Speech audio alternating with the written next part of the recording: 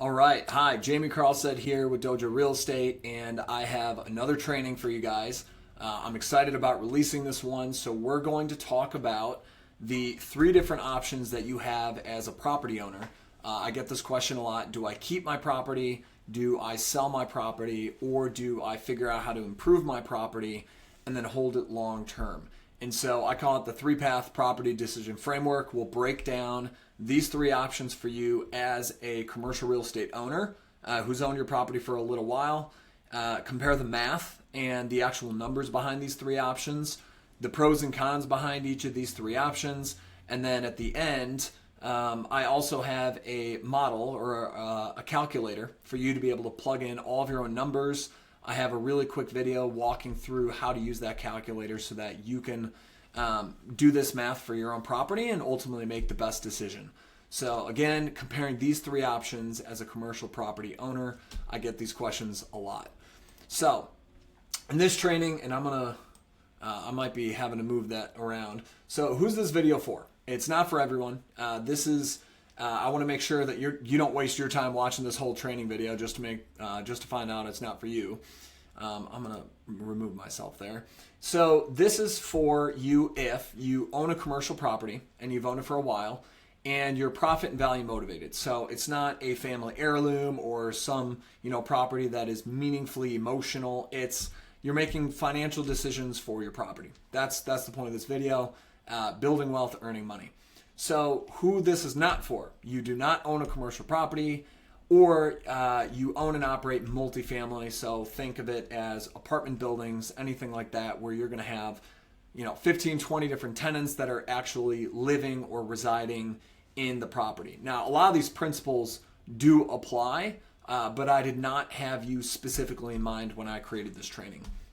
So expectations for your time, what this training is going to cover, your three options that we discussed, how to calculate, analyze, and compare those three options, how to increase your cash flow and maximize the property value, how owners are creating hundreds of thousands of dollars in additional property value. A lot of owners don't actually understand how that works and how to control it, so we're going to walk through that. The secret playbook of professional real estate investors, how they make their money step by step. And then I'm going to provide the tools and instructions for being able to analyze your own property with your own numbers, and then how to control and influence wealth in commercial real estate. So who am I and what is Dojo Real Estate? Well, I serve commercial real estate owners and I steward their properties. So what that means is I'm doing commercial real estate advisory, brokerage, investment, and management for my clients. And I'm providing free training, tools, and insights to all my subscribers online to be able to build their wealth and maximize their freedom. Now, I define freedom as freedom in time and money to be able to make the decisions that you want for your family and for your business. So who am I? My name is Jamie Carlstead. For those of you who don't know me, I'm a commercial real estate investor and advisor. I'm also a licensed broker. I've worked on 50 million plus in commercial real estate deals, and I've evaluated 500 million plus. I'm sure it's higher than that now. I began my career at Goldman Sachs, working out of Manhattan in New York City. That was a great start, and now I exclusively do commercial real estate. That's all I do. So all I do is commercial real estate now. And I have a family with my beautiful wife there, Michelle. You can see her on the left. I'm originally from north of Detroit. My dad was an engineer, hence the Detroit. And I'm a Michigan State alum. And lastly, and most importantly, I'm a strong Christian. And I do my best to follow Christ. Obviously, no one's perfect, but I do my best. So why am I working with commercial real estate owners like you? I've witnessed hundreds of property owners give up millions of dollars. And it's because they don't know what's best for the property or how the property is truly valued, either from a lender standpoint, investor standpoint, or a business owner's and owner user's standpoint. And that means that they didn't know their options. They didn't know how to evaluate those options. And they didn't have the tools to be able to evaluate and calculate the numbers for those options. So by the end of this video, it's my intent that you will be significantly more informed than most other owners. So quick disclaimer, I am not providing legal, accounting, tax, investment, or any other type of advice in this video. The sole purpose of this video is that you get educated. I want to provide information and education to you to be able to think through the best decision and calculation that you can make for your property based on your family's goals, your business goals, and your personal goals. So that's what this disclaimer is saying. Don't sue me for a dumb decision you made on your own. I'm just here to provide education as best I can. So, what do these companies have in common? Now, I'm sure many of you have seen these companies. So, JP Morgan, Goldman, Blackstone, JLL. I mean, they're all multi-billion-dollar companies. They're global companies. They're enormous. Two things. One is they understand assets and how they're valued. So they understand commercial real estate and they understand businesses. Those are the two largest asset classes that they invest in and build their wealth in. And then two is they know how to increase the value. They know how to control those assets and increase the value. And so it is very important that we know how to do this. And for most of us, we do not need to become billion-dollar companies. Most of us, we just want to build wealth for our family and for our business. And we want freedom in time and money. And so that's the purpose of this video. That's who this is for. This is not for the next Jeff Bezos. So what is that worth? Now, a lot of people say that they want these things, but they don't actually know the skill or the knowledge that it takes to be able to do that. And so oftentimes they have to pay for that. And so before we get started, I want you to think about what would it be worth to you and your family to be able to know how to do this. Would you pay 15 grand for it? Would you pay 10 grand or 5 grand? Would you get another second degree for it, like a lot of people do? There's also online training programs. So Wharton partnered with Wall Street Prep. They put a course online. It's an 8-week online program. It's like 10 hours a week or 8 hours per week. And they charge almost 5 grand for it. And so what I'm about to show you in a little more than an hour. Now, I do have to ask for your time here. But that's it. It's free. There's no catches, only value, and I am asking for your time. So I'm not asking for 8 weeks of your life or 3 grand or Wharton's 5 grand. And I am going to provide you with the training and the tools here. So I'm just asking for your time and commitment to the video. So you cannot afford to not know this. The opportunity cost is too big, and I see costly mistakes by owners with many commas, many zeros, and so this will allow you to thoughtfully decide what to do with your commercial property. And I hope you're excited because I'm excited to share this with you. And I think it's going to really open your eyes to what's possible with the property that you've had for a while. So you're going to understand how your property's as-is value is estimated today, how much cash you'd actually walk away with if you were to sell, how much cash you'd receive annually if you were to then take that cash and reinvest it from selling, and then what your property should and could be worth. How much cash flow you generate from it long term if you were to improve and maximize your property. And this third option here is what a lot of people don't truly understand how to do the math for, is what their value could be worth and should be generating if they were to maximize the property. So again, I'm also going to provide for free the tools for you to be able to run these numbers for your own property. And so if you enter your email on the page that you found this video, or I'll have a QR code at the end of the video, enter your email and I will automatically send you the page where you can download that calculator and be able to run your own property's numbers. So the 3 options for your property, every owner has these 3 options. You can either keep the property as is and keep doing what you're already doing. You can sell the property and then take that cash and either spend it, reinvest it, or donate it. Or third, you can improve the property and then maximize the property's value and the cash flow. Now, when I say improve, that means that it can either be investing cash or money into physically improving the property, which is called CapEx, and or it can be restructuring a lease agreement or placing a new type of a tenant in there with a different lease structure to be able to maximize the value. So it can be either one of those two or both of those two to improve the property value. So each option has its pros and cons, and very few owners truly understand option number 1, or how to value the property as is today, and that also bleeds into option number 3. A lot of people don't know how to do that math. So we'll talk about that. And then most owners don't know how to calculate option number 2 as well, which is how much cash they would actually receive if they were to sell their property. And they don't truly understand the total cost that goes into that transaction. So with option number 3, how to improve the property, by understanding that you're going to become a minority commercial property owner and understanding the math behind that option. And I also have a real example to share with you. There's 2 examples I'll use. So Jim and Becca's one, and then I have another one later on. So Jim and Becca are a married couple, and they've owned a commercial property for a while now. And their property is a 4,000, and that's not really their names. I changed their names. So Jim and Becca are made up names. 4,000 square foot office building, and it was built in 74, and then they partially renovated it in 2018. They currently rent it to a local business for $3,213 a month, and they purchased it 20 years ago. They bought it for $235,000 with a $175,000 mortgage. They had a 5.5% fixed rate mortgage on there with a 25-year term and a 25-year amortization schedule.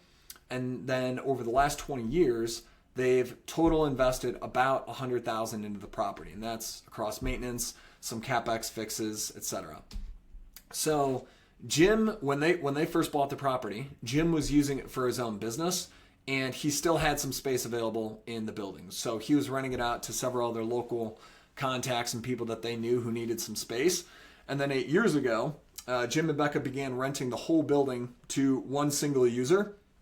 And that tenant has been pretty good overall, taking good care of the property.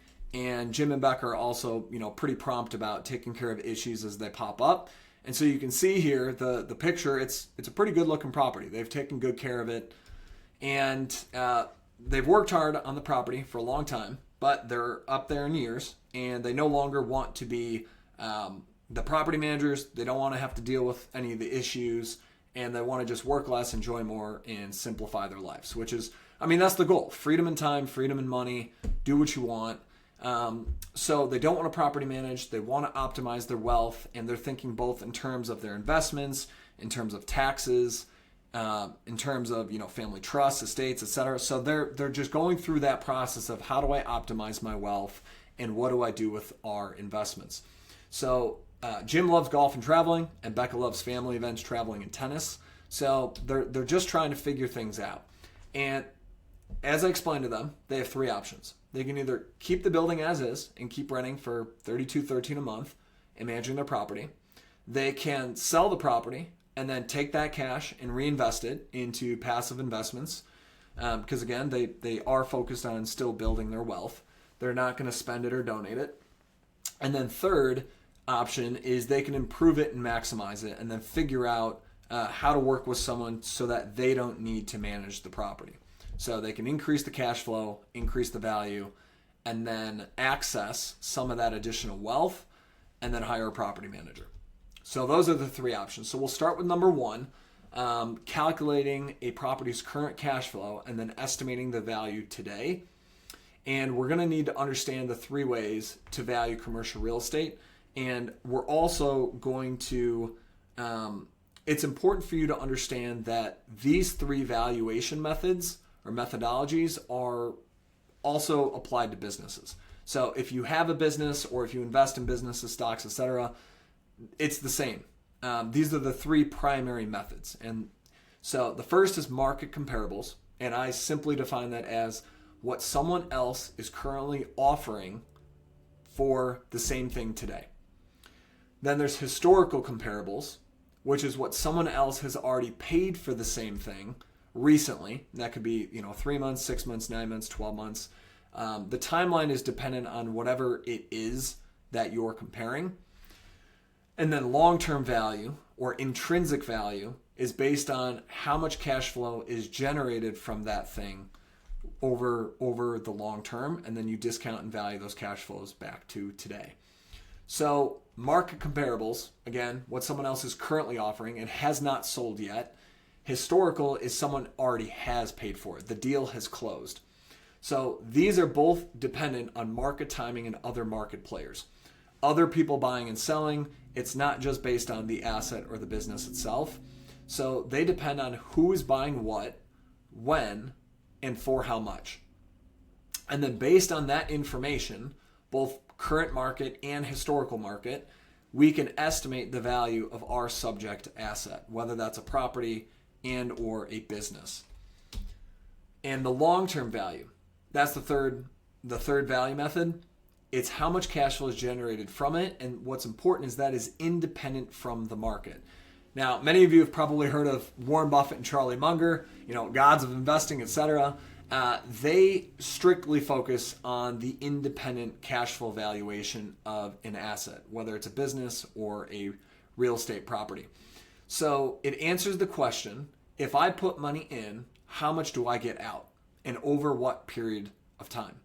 And that's the long-term value, focusing on that question. So in real estate, we primarily control a property's value based on its cash flow. And in the beginning of this video, we talked about JLL, Goldman Sachs, JP Morgan, Brookfield Asset Management. So these massive companies understand how to control the value of both real estate and businesses, and they do it through the cash flows. Increasing the cash flows because it increases the long-term value of the asset. Now, hoping and assuming, this is what I have outlined here, hoping and assuming that someone will pay a higher price in the future is not a strategy. It's a prayer. And that's what it's called, the greater fool assumption, which means that if I buy it for X, I'm assuming that someone in the future will buy it for X plus or more than I do, without really having any strong thesis or reasoning behind or proof or evidence behind that assumption. So we want to focus on the cash flows for our investments, assuming that we hold them long term. Now, if you do nothing, and this is important, your real estate will appreciate because of inflation. And the caveat there is unless the supply and the demand, the supply-demand balance changes in your market. So in commercial real estate, we estimate a property's value based on its cash flow and a cap rate. And a cap rate is the return that a buyer will require when purchasing a property. And so we can think about that as I will not buy the property unless I can achieve an X% return on my investment. And so because of that and that demand for the X% return, I will only be willing to pay Y. And that's how you can think about the purpose of a cap rate. I won't buy unless I can achieve X% return, and because of that, I'm only willing to pay Y. So quick example of the cap rate. So property generates $20,000 of net operating income, also called NOI, and the buyer requires a 7.5% return on their investment, which is the cap rate. Again, they require X% return. So what is the most that the buyer is willing to pay for this investment? Well, we take that $20,000 and we divide it by the 7.5% cap rate, and that equals about $267,000 of estimated property value, that would be considered their max purchase price for the property. If we were to take that same math and kind of go through it, the buyer invests $267,000 for the property. They earn $20,000 of NOI. That means they'd earn the 7.5% return. So they put in $267,000. They get out $20,000 per year. That means that they're earning about a 7.5% return on their invested capital, which is the cap rate. So the three variables going into that formula are the NOI, which is the net operating income. And what's important is this is the operating cash flow from the asset before debt, depreciation, and taxes. So it is not the same as net income. And then the cap rate is the required rate of return on that purchase price. And then we have the property value, which is oftentimes calculated, or if we're plugging in a purchase price, then we're plugging it in for that property value. So to calculate the NOI, we start with your property's total income and then deduct the total operating expenses. So assuming that you are watching this video and you do have a property, then you're going to look at your last 12 months profit and loss statement. That's definitely the fastest way to do it, assuming that you have bookkeeping and accounting and you're tracking this. And NOI is before your debt payments. So it is not the same as cash flow after debt. So it's before debt payments, depreciation, and your taxes paid, it's not the same as net income. And if you do not have a P&L statement, that's okay.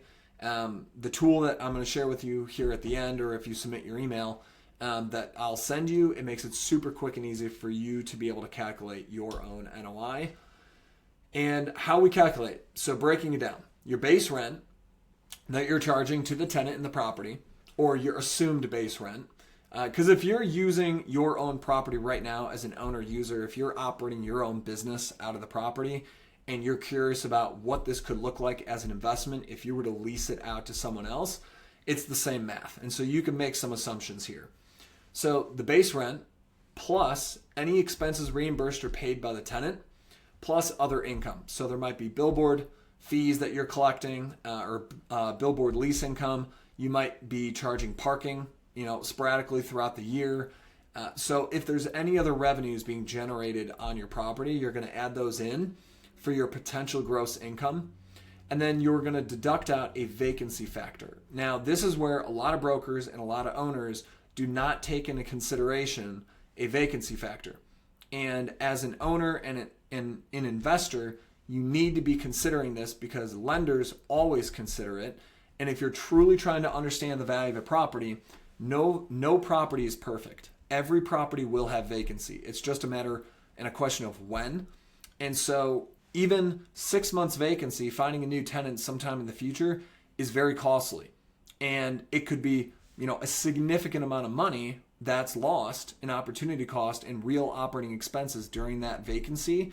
And so by applying this vacancy factor, we're spreading out that risk over the long-term value and cash flows of the asset.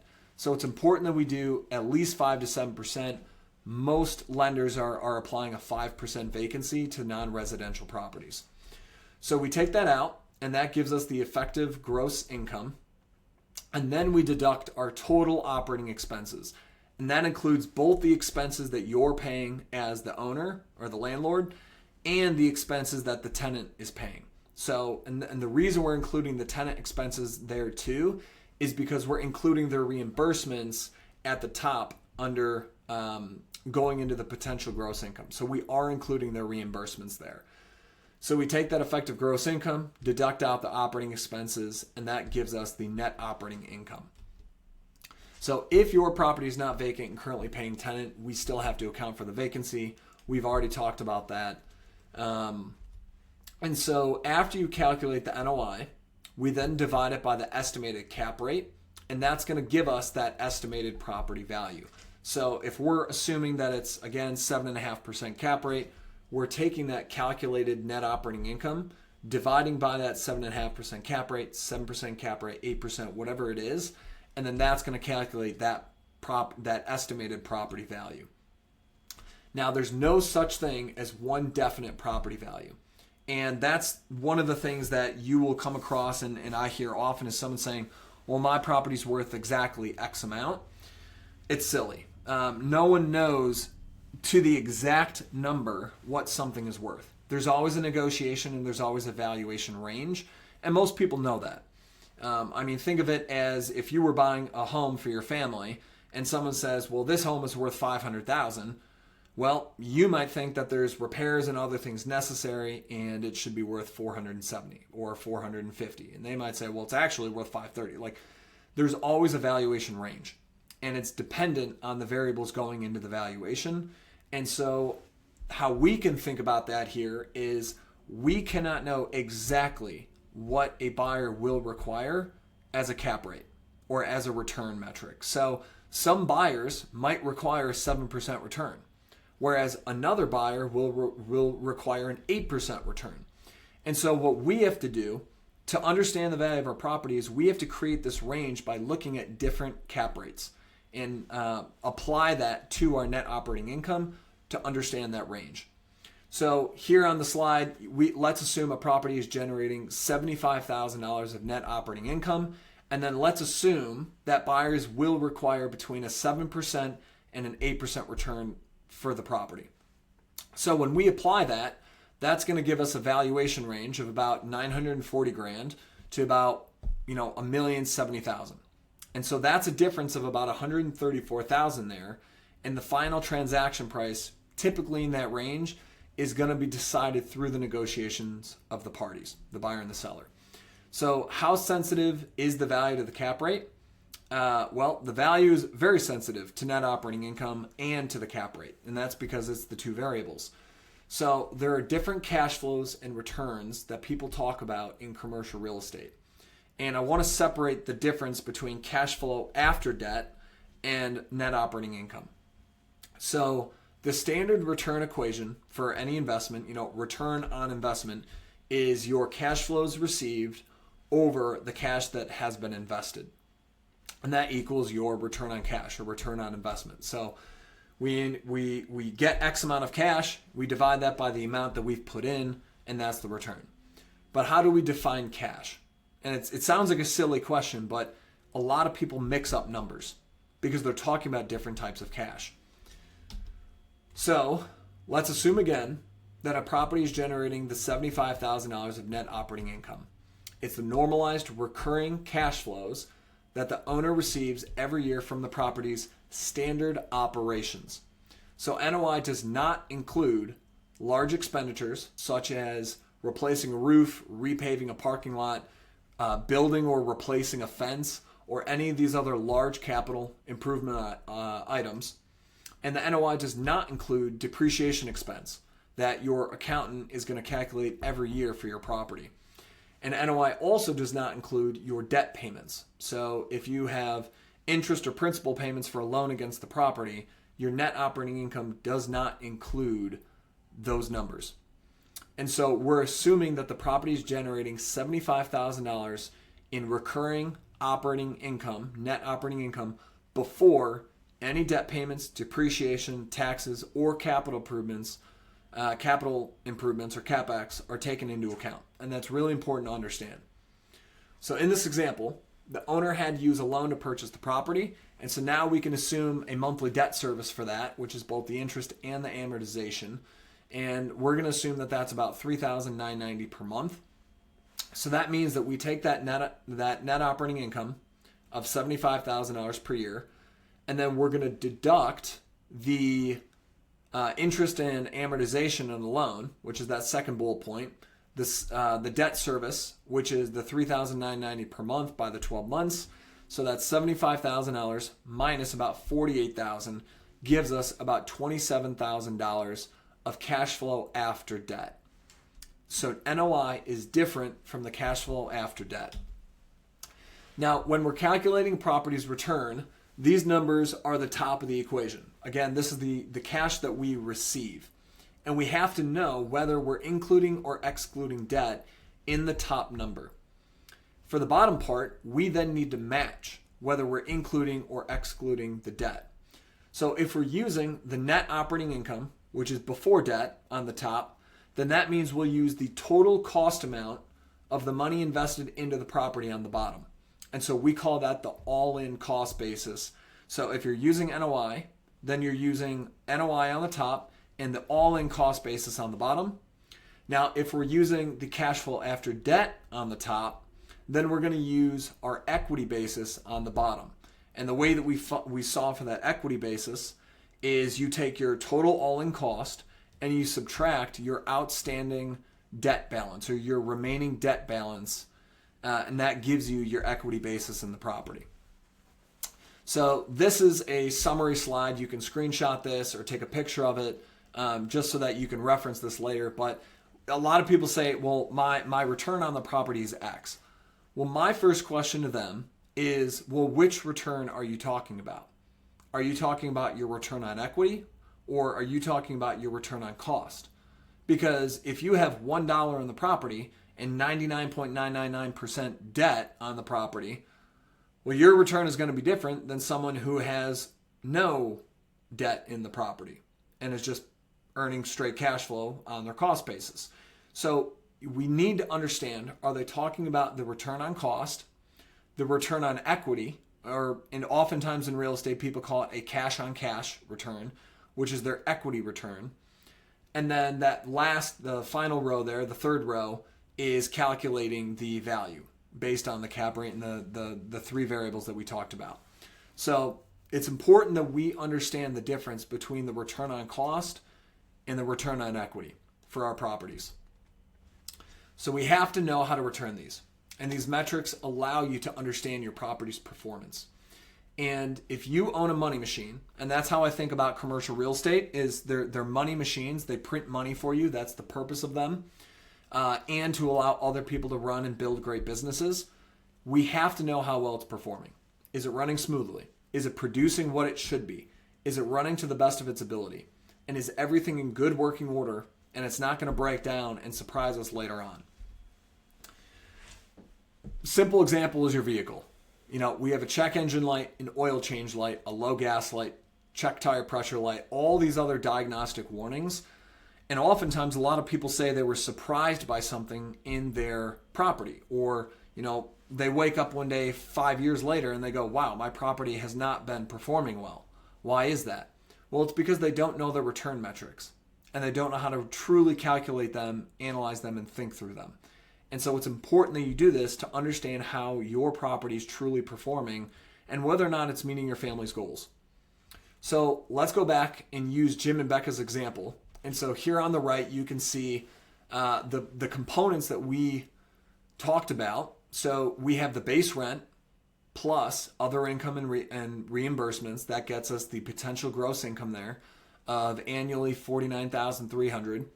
Then we're applying the vacancy factor, which gives us the effective gross income. And then we have the total property operating expenses. So that includes both the expenses that Jim and Becca are paying as landlords and also the expenses that the tenant is paying for. We deduct those out. That gets us our total operating expenses of about $24,000, which means that their net operating income for the property is just about $23,000. So again, quick summary there. So they paid $235,000 for the property, and this is me estimating, but 1% in closing costs for the property. They put in about $100,000 to date for capital improvements to the property, and they have 5.5% interest on their current loan. So now we have the NOI, and we have their debt service, which is their interest and their principal payments. So at the top there, you can see we deduct that out, and that gets us the cash flow after debt. Well, then we can estimate the current property value. Again, it's an estimation, but we're going to take that NOI, which is the $22,810, and we're going to divide that by the cap rate. And for this example, we're just using 7.5%. But again, keep in mind, there's always a range. Is it 7%? Is it 8%? 7.5%? We don't know, but we're going to make our best assumption here. So 7.5%, and that means that their implied property value is about $304,000 based on the long-term valuation method. Now again, there's three ways to value property. There's today's market comps, which is assets that have not sold yet, but they're listed for sale. Historical, which are properties that actually have sold, whether in the last 3 months, 6 months, 9 months, etc. And then there's the long-term cash-based valuation method. That's what we're using here. So the NOI is $22,810. Cash flow after debt is about $10,000. So now we can calculate their returns and understand how their property is currently performing. So where it says annual return on cost, the 6.8%, that 6.8% is calculated by taking the NOI, which is $22,810, and actually I can show this here. So this $22,810, we're dividing that by the all-in cost basis down here. And so that's going to get us the 6.8%. And then the annual return on equity, what we're using there is we're taking the cash flow after debt and dividing it by the equity basis. And you can see that we calculated that equity basis by taking the total cost basis and subtracting out the remaining loan balance that they have on the property. And that gets us the 281. Now here where it says implied current equity value, what we're doing here is we're taking the implied current property value here. So we're calculating this. We take that number and then we're deducting out the remaining loan balance. And so that's getting us the implied equity value based on a market valuation. So how would we rate this property as a vehicle for building wealth? Are they doing well? Are they not doing well? Well, personally, I would not be happy. 3.5% in my opinion is a very low cash on cash or return on equity performance, but a lot of people don't even know that their property is performing close to this. And the questions that I like to ask is, what do you demand from your property? What do you demand from your investments?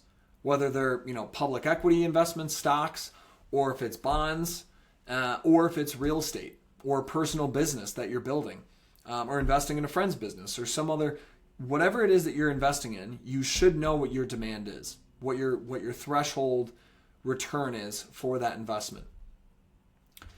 So pros and cons for Jim and Becca keeping their property as is. Well, the pros is there's no extra work or thinking. They can just kind of keep on keeping on. It requires no extra money right now. And they do continue benefiting from holding the property. They still get cash flow. They're still going to get some appreciation because of inflation.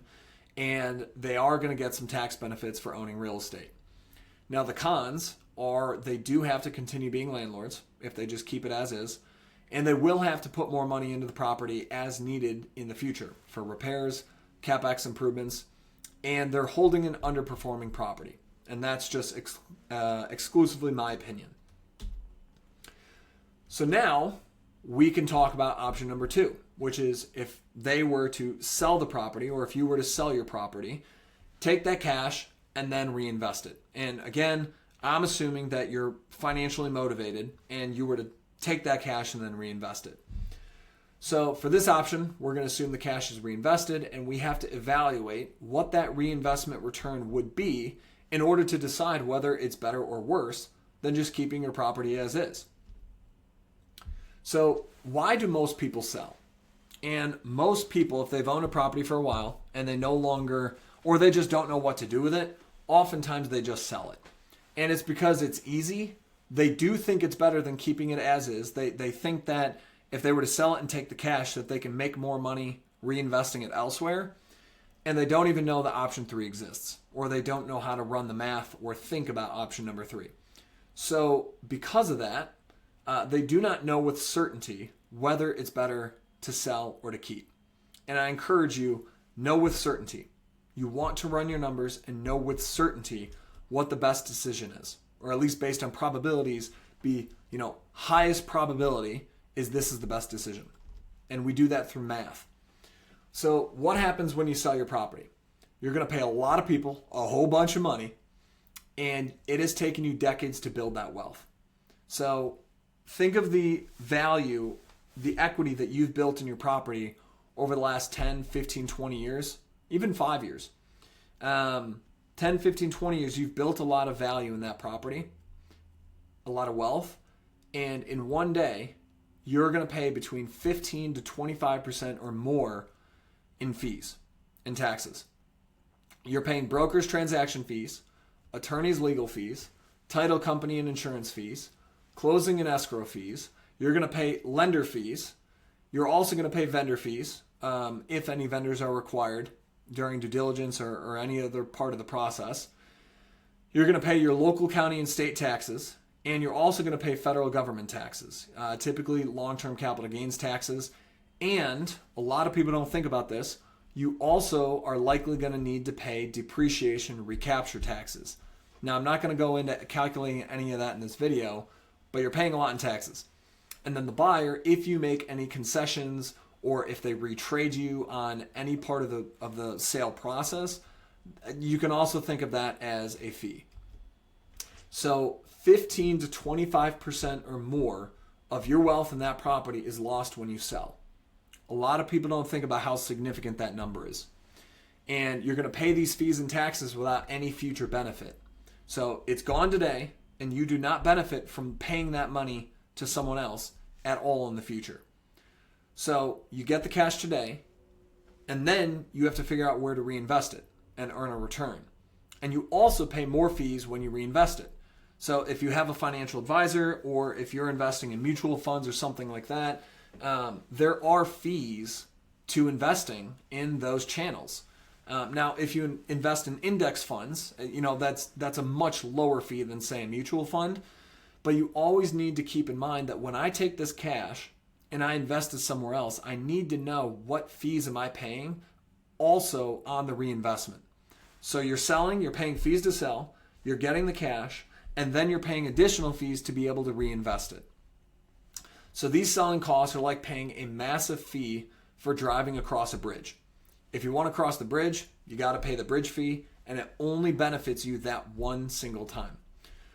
So given how short the time period is to sell, these selling costs are arguably the most expensive part of real estate. And that's why you hear people talk about 1031 deferred tax exchanges or any of these other ways to defer capital gains taxes. It's because of how expensive it is to pay those taxes as well as the other fees when you sell. So what happens to your wealth building when a huge chunk of that money gets taken out from selling? Well, it negatively affects your long-term wealth compounding. So assume two scenarios, both beginning with $500,000. In scenario one, you keep the property as is, earning 7.5% return on $500,000.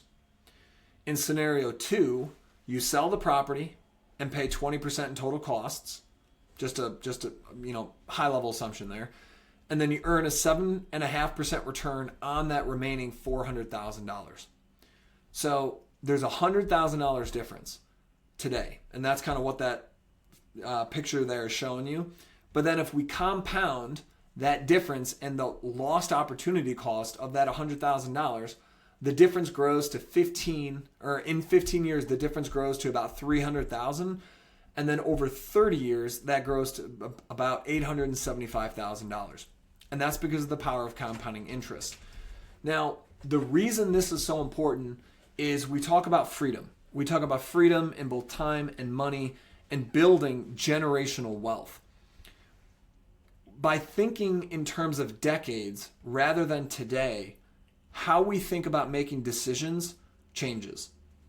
And that's why I've built this out over 30 years, is for you to see how significant $100,000 is over 30 years at a 7.5% compounded return. So in scenario one, you keep as is, earning 7.5% on the 500,000, and then you can see that gains us, that grows to about 4.4 million.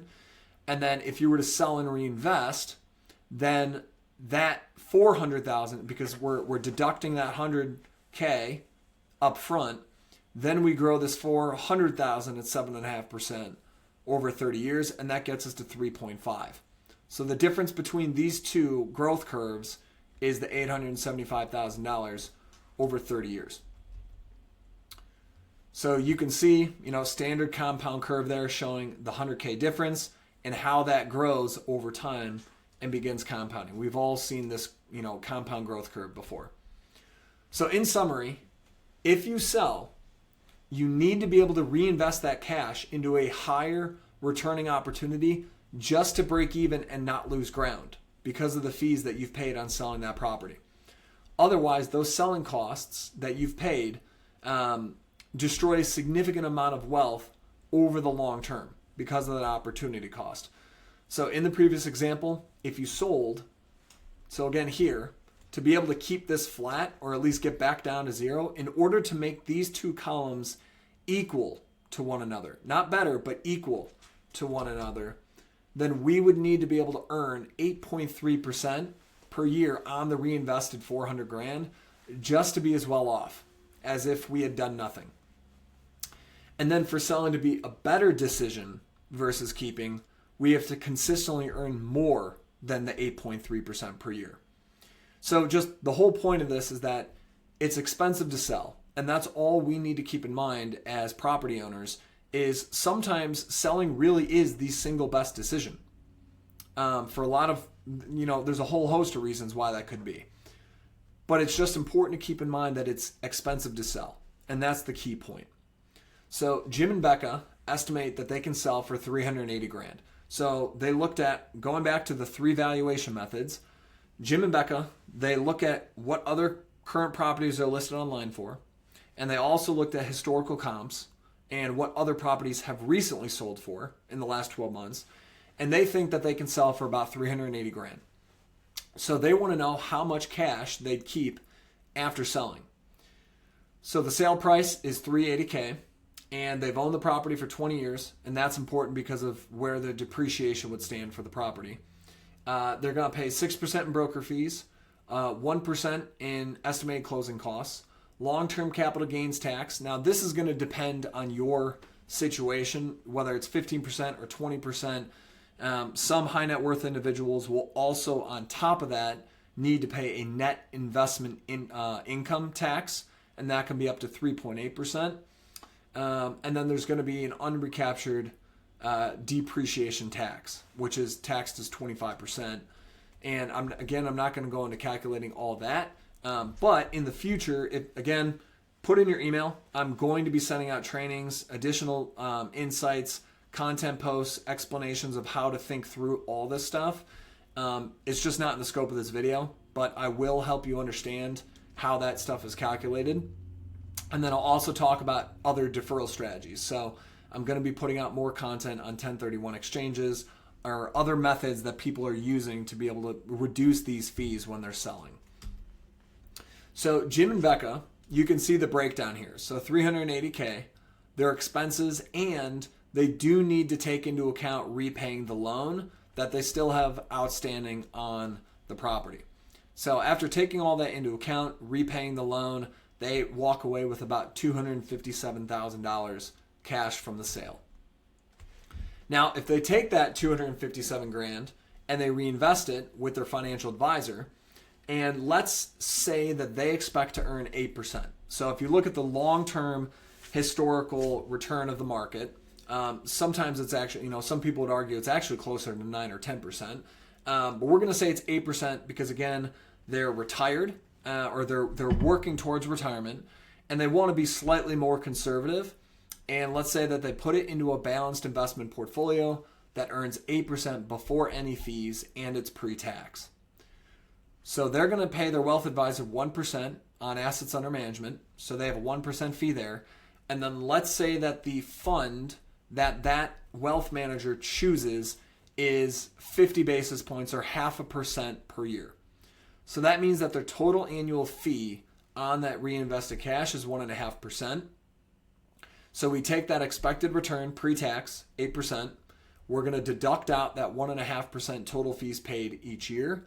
And that's going to leave us with a net return pre-tax of 6.5%. Again, this is pre-tax. And that's what we're showing there at the bottom, how we're getting to 6.5%. So we're going to take their cash that they got from the sale, $257,000. We're going to reinvest it pre-tax, and that's going to get us the $20,500. And then we're going to have the fees. So this is 8% on that amount. Then we're going to deduct the fees, which is the 1.5% paid, and that gets us to the cash received annually. And then if you divide that by 12, we can see what that shows monthly. And that's important because we want to compare it to the property if they were to keep as is. So what does that cost them over the long term? Well, their immediate cost today of selling is about $67,000. And so how we can think about that is that means that they're not earning 6.5% on that paid $67,000 every year, compounding. That is their opportunity cost of that cost of sale. So it's going to grow every year because of the compounding. So up front, when they sell, that's about 17.6% of their total sale price. And their annual opportunity cost, net of fees, is about $4,000. Because again, we're taking this $67,000 immediate cost of sale and we're multiplying that by the 6.5%. So we're getting to about $4,300. And then if we compound that over 10 years, that's about $125,000 total cost, which is going to take the annual amount over 10 years. And then we're adding it into the $67,000 that they paid up front. So it's expensive. And that's, again, the simple point is if we're going to sell, we need to be very intentional about it, know exactly why we're selling, and understand the math and the numbers behind the opportunity cost of what we're paying to sell. So pros behind selling is we do receive cash immediately. It's up front. And we now that's also assuming there's not seller financing. But assuming you sell normally, then you're going to receive that cash up front. that you can use to spend, reinvest, donate, or pay off other personal or business debts. And there's no more property related work. The property is out of your life. And it's also the second easiest option after keeping as is. Brokers and vendors do most of the work for you. You just need to be able to communicate and manage everything that's asked of you during the sale process. Now the cons are it is expensive to sell. So it can cost anywhere from 15 to 25% or more of the sale price in taxes and fees. You're going to need to determine the highest performing use for that cash. If you are reinvesting it, then you need to consistently achieve a higher return than what your property was previously generating, just in order to offset that lost 15 to 25% in value. And it can also be a tedious process. If you've sold a property, you know exactly what I'm talking about. You can go under contract, and during the due diligence period, they can back off for any reason or no reason. They can decide whatever they want to do, and let's say they drag you along for 3 to 6 months, and then they back out, or they tried retrading you, or backing out on the original letter of intent price, and they're going to retrade and try to get you to agree to a lower price. And that's really what some people do, is they make offers that are higher than they truly intend to pay. They go through a long and tedious process that's exhausting for you as the seller, and then their whole strategy is to exhaust you, so that by the end they renegotiate the price or retrade the price on you, and then they hope that you're tired and will just cave because you don't want to go through the process again with someone else. So it's tedious. You can go under contract, you can fall out, and then you have to remarket and go back under contract and do that once, twice, 3, 4 times just to sell the property. So be conscious of that. So now let's talk about the third option, the one that a lot of people are not aware of, and one that might be the most interesting to you. So option number 3 is to improve the property's cash flow and maximize the property's value. And this is based on the third valuation method, which is the intrinsic value long-term cash flows. So you might not know that this existed, how it works, or whether it's possible with your property. And I'm going to show you exactly how commercial real estate investors take advantage of this, how they maximize the properties and create wealth seemingly overnight. And I'm then going to show you how they access the wealth that they've created tax-free. And then sometimes, not always, but sometimes they actually end up with more cash out than if they had sold the property. And that's where some really mind-blowing results can be found, depending on the property and the situation.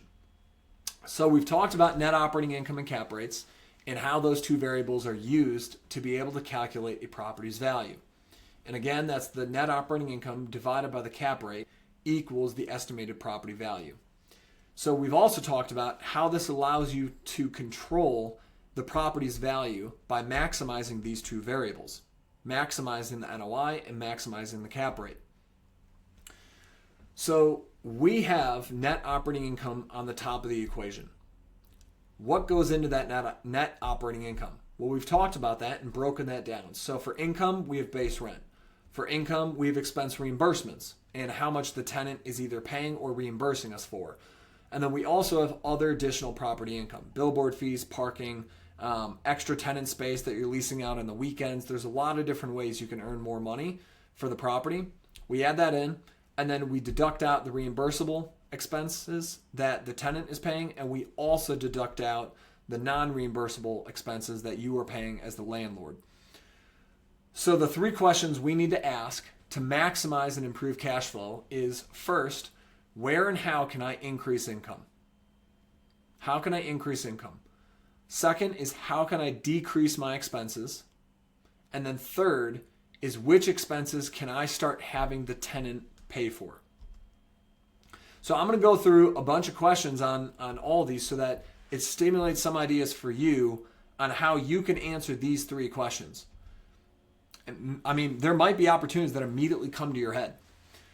So base rent, are you charging market rate rents? Do you know what market rate rents are? Do you have structured rent increases on your contractual lease agreement? Are they scheduled into the lease? And importantly here, are they higher than expected inflation? I've seen some lease agreements where it's 2% annually. That's not enough. If your lease agreement only increases 2% annually, that's just simply not enough. Are you receiving rent? Is it on time and paid in full? Are you charging late fees? Are you charging market rate interest on unpaid balances? A lot of people are not collecting their rent on time, and they're also not charging or penalizing anyone for being able to, for paying late. Do you have vacancy? Are you renting your property to its max ability? Do you have other additional areas or ways of renting your property? Could you rent smaller spaces at higher rates to multiple tenants rather than one large space at a lower rate to one single tenant? And I've seen a lot of people do some interesting maneuvering with their properties where rather than one large building to one person, they're able to pretty easily chop it up into smaller spaces and rent for a higher price per square foot or rental rate per square foot for smaller areas to multiple tenants. Now, how often are you resetting rents to be able to match the market rate? And if there's a payment processing fee, who is paying that every month, you or the tenant? I see a lot of people paying 0.5% to 1% processing fees when it should be a direct ACH into your bank account. You should not be paying to be able to collect rent. And that can really add up over a year, 1% to 3%. Expense reimbursements. All expenses are negotiable and potentially reimbursable. Everything in life is negotiable. Keep that in mind. How this works can be different across your property types, and it depends on your negotiations with the tenants, how many tenants there are, how long the lease agreements are, who's using and accessing the property, how your utilities are metered, and how much space each tenant is leasing. Now, if you've got one tenant, it makes it pretty simple. If you have multiple tenants, call it 3 to 10 plus tenants, they're sharing utilities, maybe it's 1 meter to a single building, you're going to have some additional thinking here. But it's important to think through what is negotiable and for reimbursement, and if it were to be reimbursed, how would I be able to pro rata or divvy that up across the tenants? Expense reimbursements. Continued. Who's paying for property taxes and how much? Who's paying for building and general liability insurance and how much? Who's paying for general repairs, maintenance, and security and how much? Who's paying for HVAC, plumbing, and electrical maintenance and how much? Who's paying for the landscaping, pest control, grounds maintenance and how much? Who's paying for the power, water, sewer, trash, recycling, internet, gas, and any other utilities you have at the property? And whose money is tied up in utility company deposits? So if a utility company requires $1,500 a year deposit long term, well, that's $1,500 that you're not earning interest on. Again, that if the tenant is the one benefiting from the utilities and operating their business out of the property, that should not be your money tied up in deposits. That should be the tenant's responsibility for the utility company deposits. Now, who's paying basic monthly supplies for the property and how much? And who's paying for any building required software expenses and how much? Are there any other expenses that are required to operate your property? If so, who's paying it and how much? Other additional property income. So this is to think through any other ways that you could be generating more income on your property. How else are you generating income from your property other than your in-place rents? What other opportunities are there for generating more income on your property? What parts of your property are underused and could be used in other ways?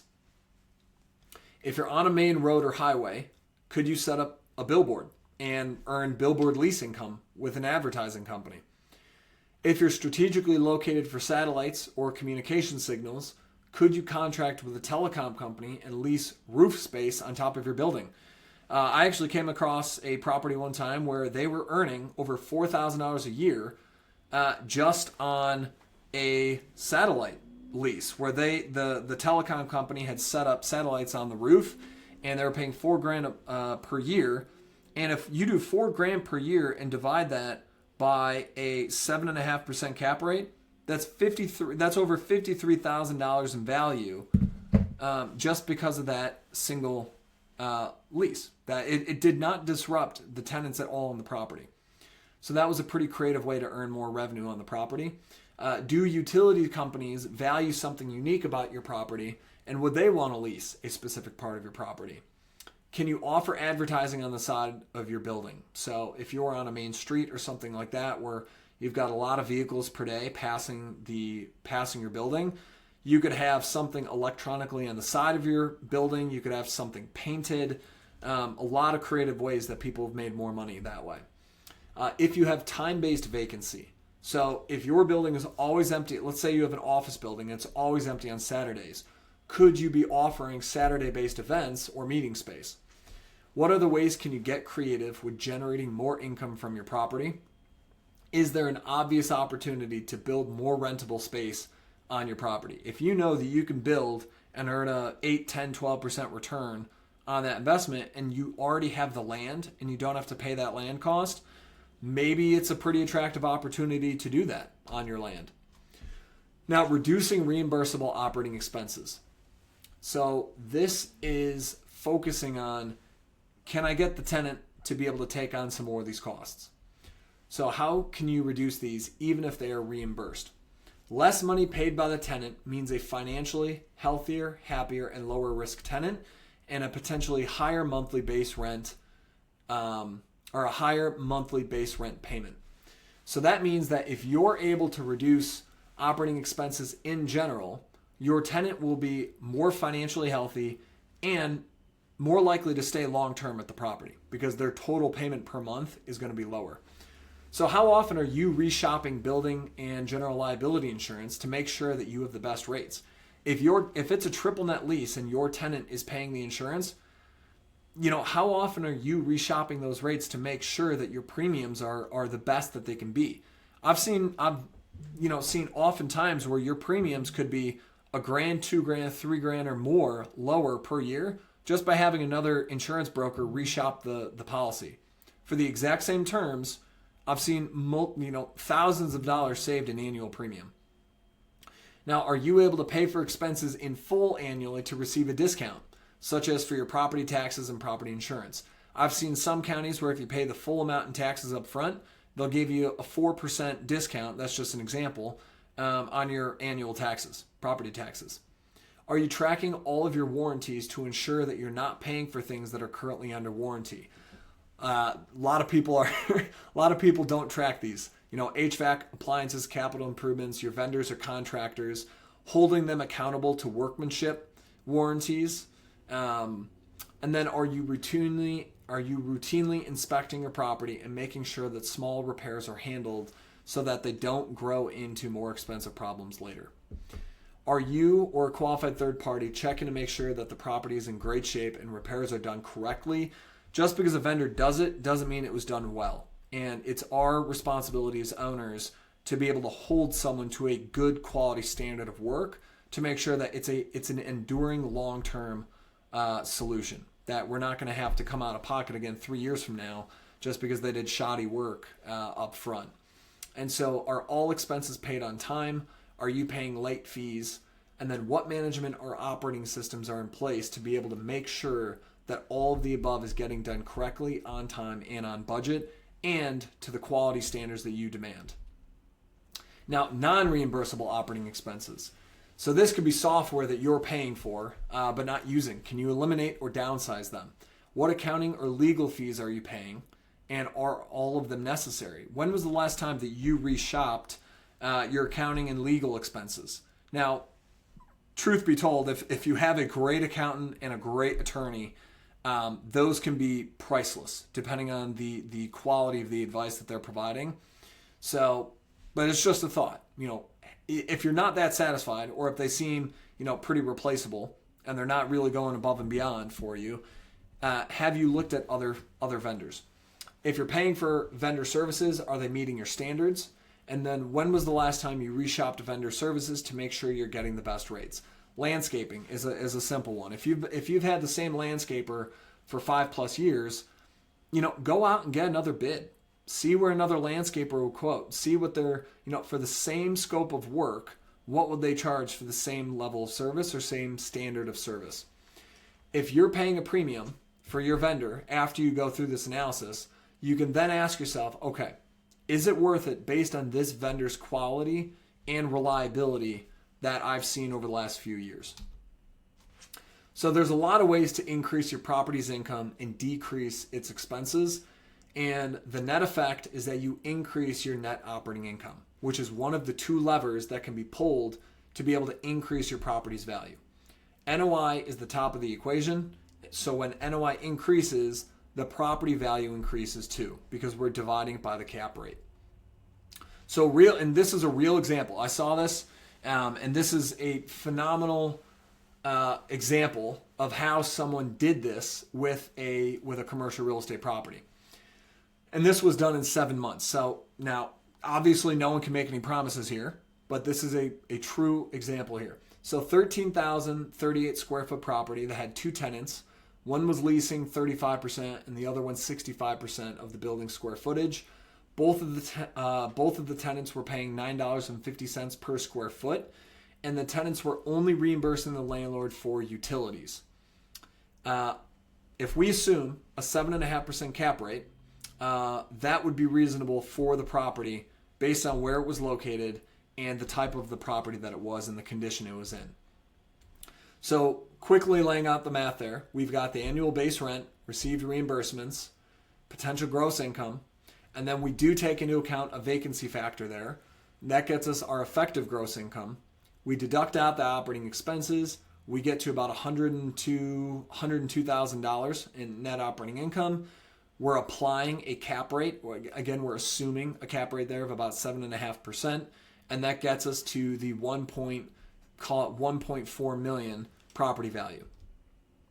So let's see what happened to the property's value when proper negotiations were had for the market rate rents, and a larger tenant, the 65% tenant, was replaced because they were not the best tenant, and additional expenses were being reimbursed by both tenants after they stabilized the property and improved the property. So this assumes the same cap rate of 7.5%. So we're not changing the cap rate at all. So this is what they did. The rents were renegotiated to competitive market rates of $13 a square foot. The owners had owned the property for a while, and they had fallen behind on raising rents and really never got back to market rate. So someone bought this property, and it was increased back up to the $13 a square foot. Operating expenses were reimbursed by the tenants, except for non-reimbursable overhead expenses. $85,000 was required to improve the property based on some of the deferred maintenance and items that were needed. So that did help with the tenant negotiations in replacing the bad tenant. They increased net operating income by about $53,000 per year. And that's because of increasing the dollar per square foot lease rate and increasing the reimbursements and getting to a triple net lease. So at the same rate, or the same 7.5% cap rate, that means that their valuation increased by about $706,000. And again, that's calculated by taking that $53,000 there in NOI and dividing that by the 7.5% cap rate. After we deduct out the $85,000 that was invested in capital improvements, and we're deducting that out of the $706,000 in value creation, that means that their net value creation was about $620,000. All of that was done in 7 months through increasing the cash flows and optimizing the property. So here you can see I've laid it out where the building previously was on the left. In the middle is the net change that was done to the property. And then on the right side, you can see the maximized or the resulting column of where the property was afterwards. So you can see their potential gross income increased by about $55,000, and that was because of the increased tenant reimbursements and the change in rent. The vacancy factor increased because their potential gross income increased. So you're going to increase the vacancy factor as a result of that. And then you can see that their net operating income increased by about $53,000 after accounting for the vacancy. So we're taking that, we're applying the cap rate, and you can see that their property value increased by about $706,000. We're deducting out the cost to improve the property, which means that their net valuation gain, or their net their net value increased by about $620,000. And that was created in 7 months for the property owner. So you can see how much value can be created by increasing the NOI, which is solely the top part of that equation. So then naturally we can ask ourselves, well, what about the bottom? What about the cap rate? Can that also be influenced too? It sure can. And the cap rate depends on the riskiness of the investment. So NOI is cash flows, and then the cap rate on the bottom is based on the riskiness of the property. So if we go back to the beginning of this training, we talked about that the cap rate is the required return by the buyer. Well, if it's a very low risk investment, or they believe it's or perceive it as a much lower risk, well, the buyer is likely to require a lower cap rate. But if they view it as super risky and a whole bunch of work needs to be done, well, then they're going to increase their required return. And that cap rate is going to increase and decrease the value of the property. So it's based on the riskiness. And I have an extreme example here just to be able to theoretically show this to you. So assume that two properties are the exact same physically, and they're located next to each other. They're the same age properties, the same size, layouts, features, finishes, roofing, parcel sizes and shapes, landscaping, literally everything. They're all the same. The only differences are as follows. Property number one, the tenant pays month to month, or rents month to month, and they pay by writing a handwritten check. They also do reimburse water and electric, but they pay those separately and write checks for those too. And then the tenant business that's actually in the property earns 1.5 times rent, or about $185,000 per year, and that tenant has one location and one employee, and they're in that building. Now, property number two does not lease month to month. They have a 5-year lease agreement in place, and they have negotiated favorable landlord terms and proper legal protections and clauses in their lease.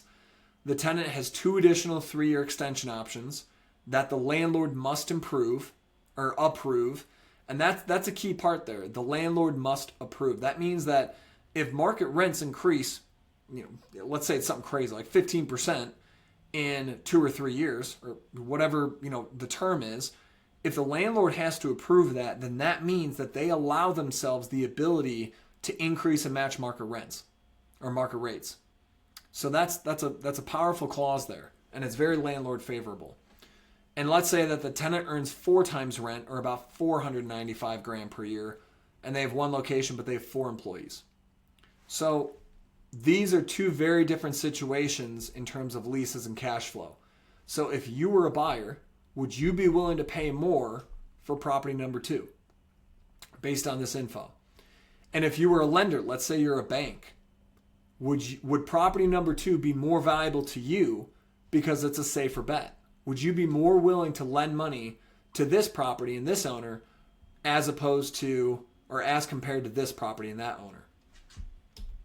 Yes, you would. They would. This is how it works, and they do. And so let's say that additional safety and lower risk profile for property number 2 means that the bank or the buyer is willing to accept a 0.5% lower required return. They'll accept a 0.5% lower cap rate. That now means that the cap rate is 7% rather than the 7.5%. So now if we apply that and the difference there, you can see that we have the 7.5% here previously, and then now we're applying the 7% here instead.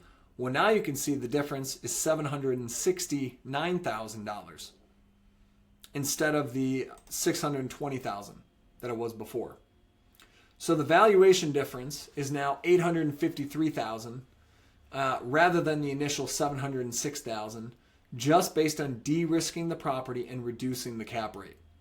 And that's an additional $148,000. So again, this number before was $620, but now it's $768, which is an additional $148,000 of real value.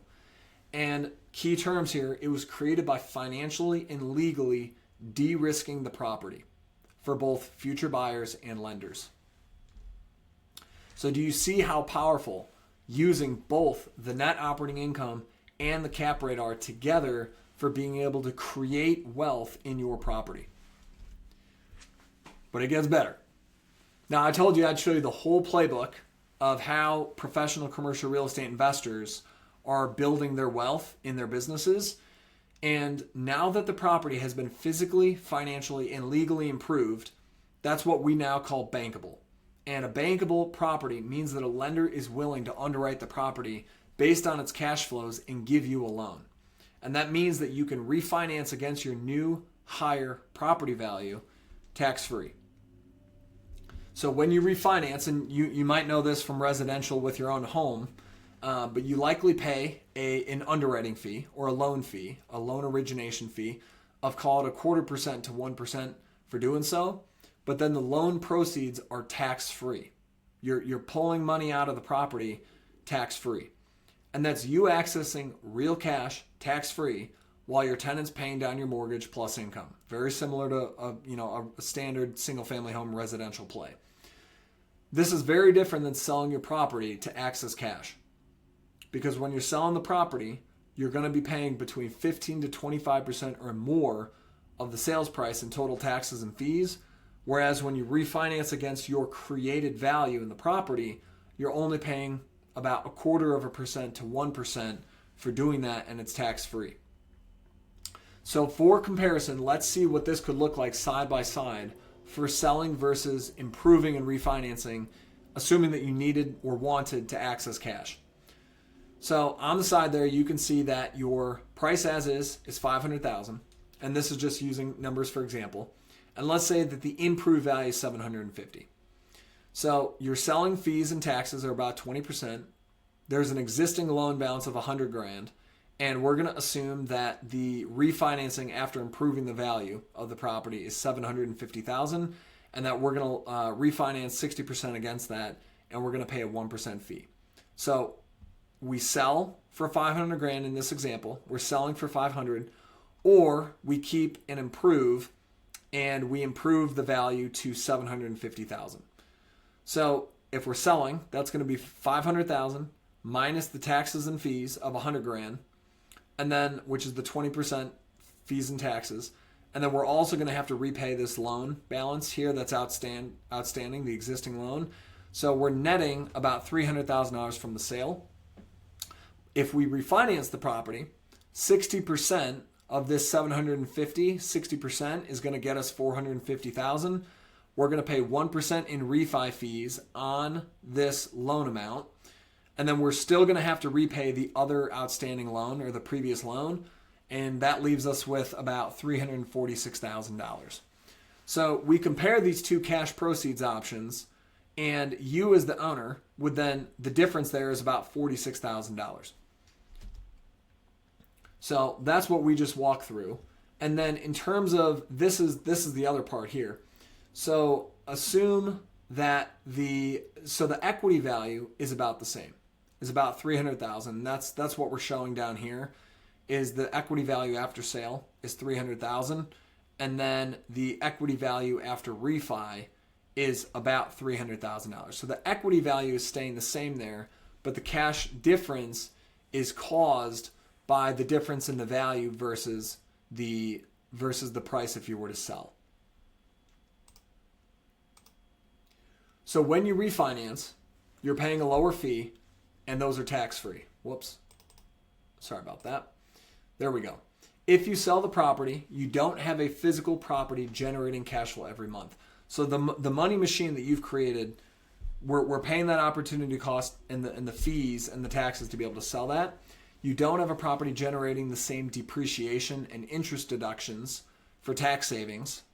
That's another key part that a lot of people don't think is when you sell and take the cash and reinvest it, oftentimes you're losing the depreciation and the interest deductions that are shielding that cash flow from taxes, or the taxes that you're paying each year on that.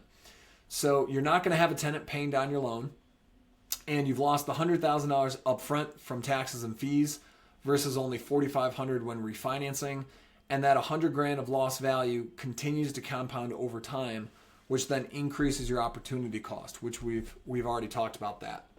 So the playbook. So how do commercial real estate investors do this? Kind of laid out step by step. Well, the first thing they do is they increase the property's income. Then they decrease the property's expenses. And then third is they decrease the property risk, physically, financially, and legally. And they're doing that through their lease agreements, through their lease agreements. And they're doing that with solid attorneys for longer term leases, call it 3+ years, 5+ years, etc. And they're making that property bankable.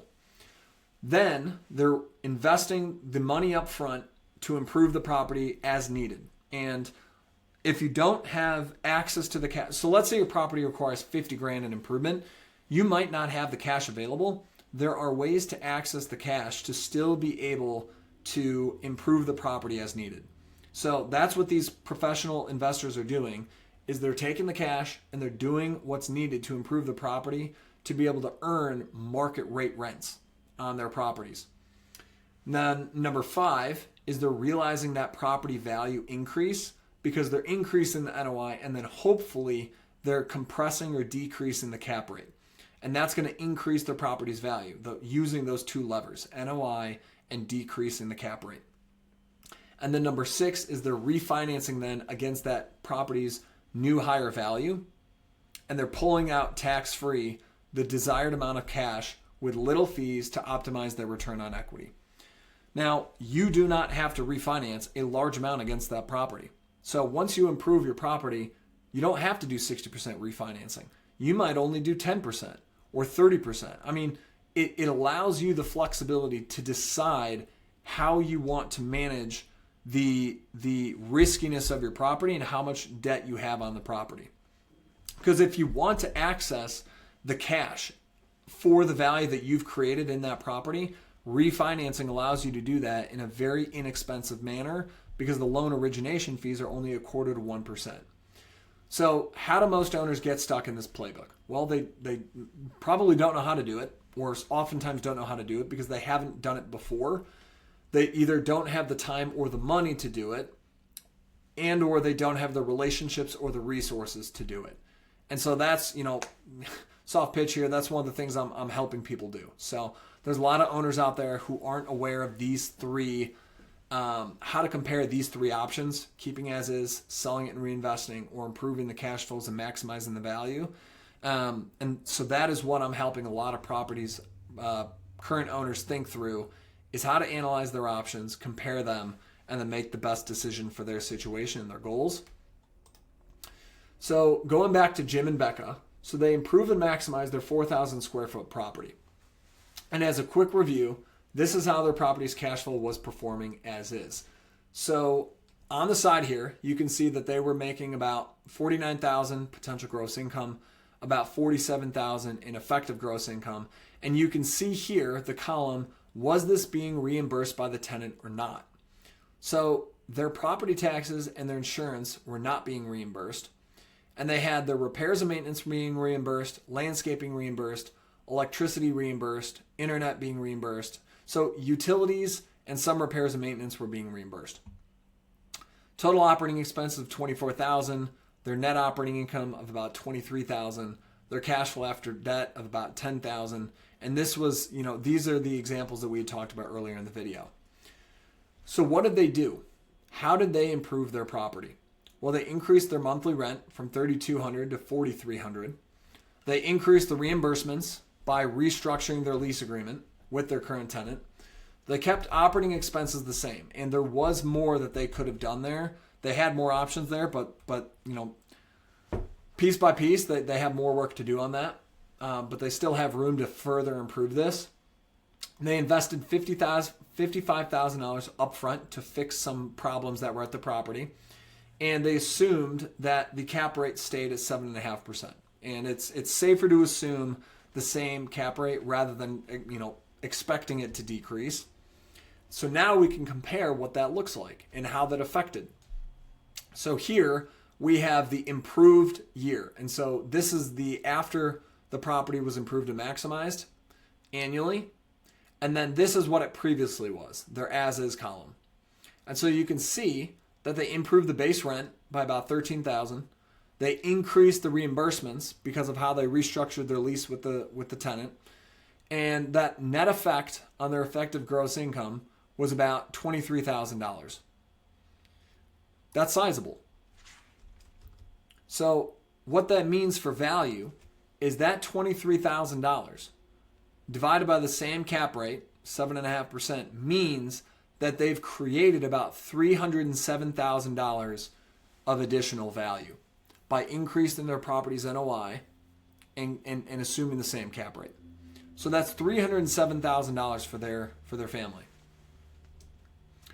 And then you can see how their equity value increased for the property because their outstanding loan amount or the outstanding debt, they're just taking the all-in cost basis here. So the all-in cost is $392, and then you're deducting out the original loan amount, and then they did borrow some money for the capital improvements needed or the fixes that they needed to make. So they've got about $110,000 in outstanding debt there. So then you can see that, okay, well, they increased their total value to about $611,000, and then we're deducting out this amount of outstanding loans, which means that their equity value is now about $500,000. So then their $500,000 equity value increased from previously about $248,000. And so that's how we're getting this $252,000 in increased equity value. So what does that mean for the return on cost? Well, that bumped up 4.9% annually, and the return on equity increased 6.5% annually. They needed to invest $55,000 to improve the property, and that was financed. It was not out-of-pocket cash. And so you can see here, that's where this investment and cost basis, so their cost basis did increase by $55,000 as compared to before. So Jim and Becca did the following. They increased their NOI from $23,000 to about $46,000 per year. They increased their estimated property value from about $304,000 to $611,000. They increased their cash flow after debt from $10,000 to $28,000, and that's an $18,000 difference cash flow that they're receiving. Their family is receiving that every year. So that's $18,000 that they have more for their family to use pre-tax. Now they increased their cost basis by $55,000 for fixing and improving the property. They increased their annual return on cost from 6.8% to 11%, or almost 12%. And they increased the return on equity from 3.5% to 10.1%. These, in my opinion, these are more competitive. These are more attractive returns than what they were earning before. Again, just my opinion. Now, they increased the market equity value of the property from $248,000 to about $500,000, and they did not refinance against the increased value of the property. So they did not refinance against that increased So they increased $307,000. They did not refinance against that. Instead, they only financed the $55,000 in repairs that was needed. So now the next step for Jim and Becca was to be able to look at how this new improved property is going to build wealth for them over time. Because it's not about just this year. Now, you're going to have a step change in wealth when you improve the value of the property, year one. But what's more important is being able to look at how the wealth builds over time in the future and outpaces inflation. So their lease agreement, so you can see here, so their cash flows, property value, and returns will continue increasing over time because they didn't sell, and they've put in place a well-structured lease agreement. And so we'll talk about that. But you can see their effective gross income is going to increase each year because of the scheduled rent escalations in their lease agreement with the tenant. And then you can see that their total operating expenses are estimated to increase, again, because you're going to have inflation in your expenses. Utilities are going to cost more 5 years from now than they do today. So these expenses increase each year. But the important part is that their structured rent increases are higher than inflation. So their structured rent increases are higher than inflation. And that means that their net operating income will continue building, or should continue building, each year. Their cash flow should be increasing each year. And so that means that when we apply the same cap rate, so if we keep a 7.5% cap rate and forecast that forward, as their net operating income, as their net NOI is increasing every year, by applying the same cap rate, you can see that their property value is increasing every year. So by holding that property long term, they're building long-term wealth in the property. And you can see how their return on costs and their returns are going to continue increasing because their investment in the property is fixed, and then their cash flow is continuing to increase. So that the numerator is increasing, their denominator is staying fixed. So annual rent increases make their rent beat, means that their rent increases are beating inflation. Their expense reimbursements are protecting them from the expense inflation. Their tenant is going to be eating a lot of those expense inflation costs. And their net operating income is forecasted to increase between $1,700 to $1,900 per year, which when you take that and you divide that by a 7.5% cap rate, that means that they're increasing their property value about $23,000 to $25,000 per year that they hold it. So what are the pros and cons of cash flowing and maximizing a property's value? Well, for the pros, you're going to generate increased cash flow and competitive returns. You're going to reduce your property risk, physically, financially, and legally, by doing what needs to be done for the property. You're going to continue controlling your property's cash flow and the value. Very similar to how the large companies do it. You control the value. And you're going to continue owning an appreciating cash flowing physical asset. It's not digital, something you can walk up to, touch. You understand it. It's very straightforward. And you do benefit from depreciation and interest expense tax shields. It's one of the best parts about real estate. You can also accelerate depreciation of short life fixed assets with bonus depreciation and cost segregation analyses. That's a topic for another video. But you can increase your tax shields up front. And you can grow your equity value in an inflation protected asset. And there's two reasons why that is. Contractual rent increases. So in the clause with the lease that you can have with your tenant, you can put in there that rent will increase at the greater of X% in CPI, at the greater of 4% in CPI. CPI is inflation. And that protects you from beating inflation each year. And then secondly is the tenant reimburses most, if not all, of the operating expenses. So if taxes are going up, if property insurance is going up, if utility costs are going up, if they're the ones reimbursing for those expenses, that means that they're paying the inflation on those expenses, which protects you as the landlord, as the owner. And then additional pros is that you become the bank when you maximize the value of the property. So you've got a lot of value in that property, and you can decide how much cash you want to take out of the property tax-free through refinancing. And refinancing is much more cost effective than selling for accessing cash. And then secondly is your tenant pays your property loan down through rent, which is going to build equity for you over time. And then finally is it's very favorable estate planning and inheritance tax treatment. So I'm not going to go into that. I'm not a tax accountant. I'm not a CPA. I'm not an attorney for any of this, but you can look into this. But there are favorable treatments for commercial or for property, for real estate, real property, in estate planning and inheritance tax treatment. So an example that I give here is that your investment basis steps up to market value upon inheritance. So that means that there are either no or reduced, this should say reduced, because sometimes there still are. The capital gains taxes or depreciation recapture taxes can either be little to no or reduced when that property passes to your heirs. So again, I'm not an advisor or licensed attorney or a tax accountant, etc., but I encourage you look into some of the tax treatments that exist for real property when it's inherited by your heirs. Cons: it's not easy. It's pretty difficult, and it can be involved, a lot more involved than selling or doing nothing. Not a lot of people know how to do this. There's a reason professional commercial real estate advisory and investment exists as a profession. It's not simple, and it's not as easy as finding a good broker. Everyone wants, it's very easy to sell something. It can be very hard to extract and maximize the value of something. You do need to coordinate and negotiate with a lot of people, with contractors, vendors, tenants, lenders.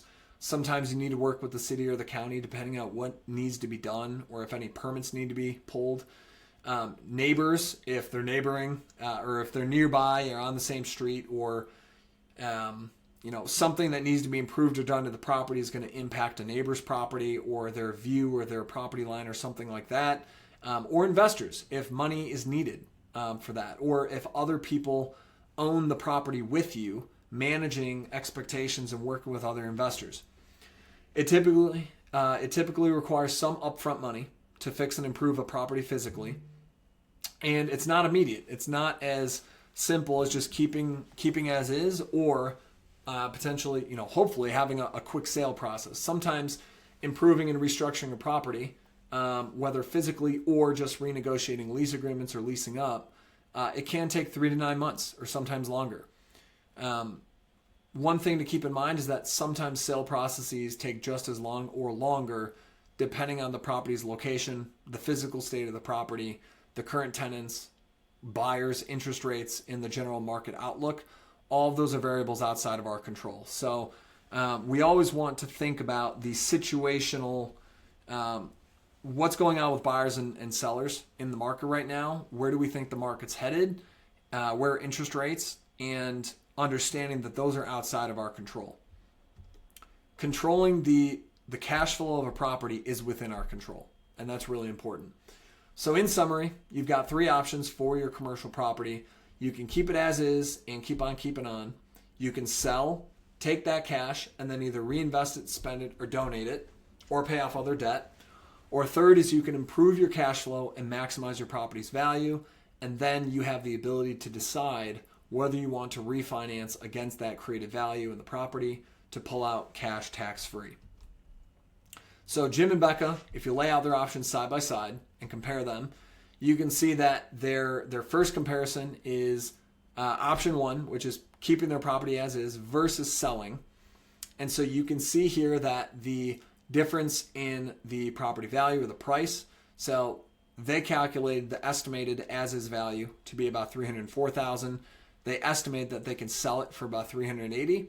Well, yeah, that selling is a higher amount by about 25%. That's interesting. But then if you look at the cash flow, both before debt and after debt, you can see that that after debt, by selling and reinvesting, they would actually earn more on that 6.5%. And so it's $570 each month difference. And then over a year, you take that $570, and after debt, that's going to be about a $17,000 annual return versus the after debt for keeping the property as is. Now, the reason these numbers are the same in both situations is because this is assuming they sell the property, they take the cash, and they reinvest it, and they're not using financing when they're reinvesting the cash. It's just straight equity. There's no financing, no loans involved. So their after debt and before debt amounts for selling and reinvesting are going to be the same. So then you can see that the return on equity for selling and reinvesting, well, we talked about 6.5% return, net return after the fees. Well, we compare that to the 3.5% for keeping the property as is, and we can see that, well, that is more interesting than what they're currently earning on the property. But now we can compare option 1 versus option 3. And you can see that across the board, for them to maximize their property and hold it long term is more attractive than if they just keep it as is and do nothing. So their annual after debt cash would be $28,000 after debt, and you can see that that's more than $18,000 higher than if they were to just keep the property as is. And their return on equity, their true return after taking into account financing is 10.1% as opposed to their current 3.5%. That's a meaningful increase in performance for their property, and that's worth holding long term. And then finally, they can compare selling versus improving and holding long term. And so you can still see that in this situation, they beat on cash flow every year by about $11,500. And they also beat on the return on equity. And if we assumed that they did refinance and they wanted to pull the cash out, they could still beat on pulling the cash out against the created value on the property by about $50,000 in cash. So Jim and Becca did ultimately decide to improve and maximize their property. And that was for three reasons. So one, they wanted to keep the property in their family for tax efficient inheritance reasons, estate planning.